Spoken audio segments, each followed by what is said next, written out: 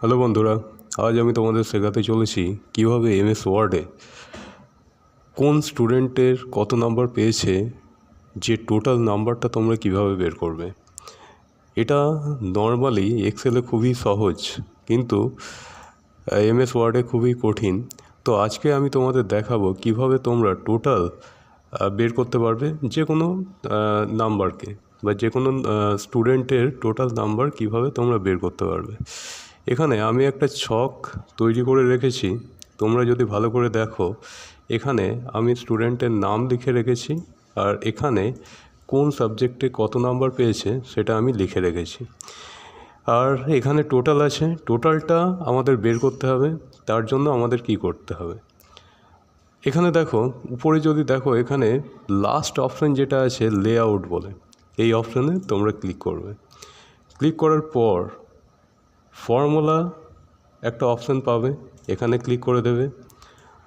এই যে একটা চার্ট এলো, এটাকে তোমরা ওকে করে দেবে। ওকে করলে টোটাল নাম্বারটা বেরিয়ে যাবে। কিন্তু পরের স্টেপে বা পরের ঘরে তোমরা যদি টোটাল নাম্বার বের করতে চাও, একই ফর্মুলা মেনুতে যেতে হবে, ফর্মুলা অপশানে যেতে হবে।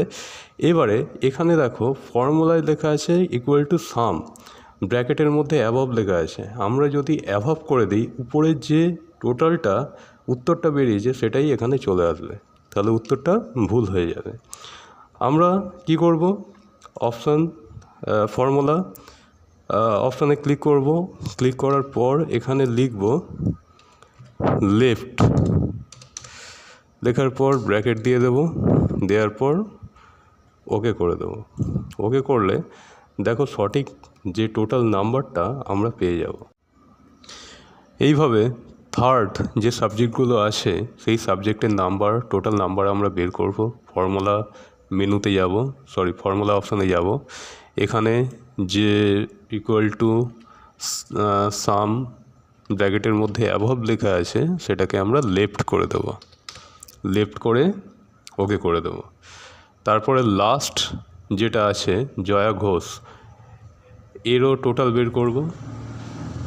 প্রসেস একই, ফর্মুলাতে যাব, যাওয়ার পর অ্যাবভটাকে আমরা কেটে লেফট,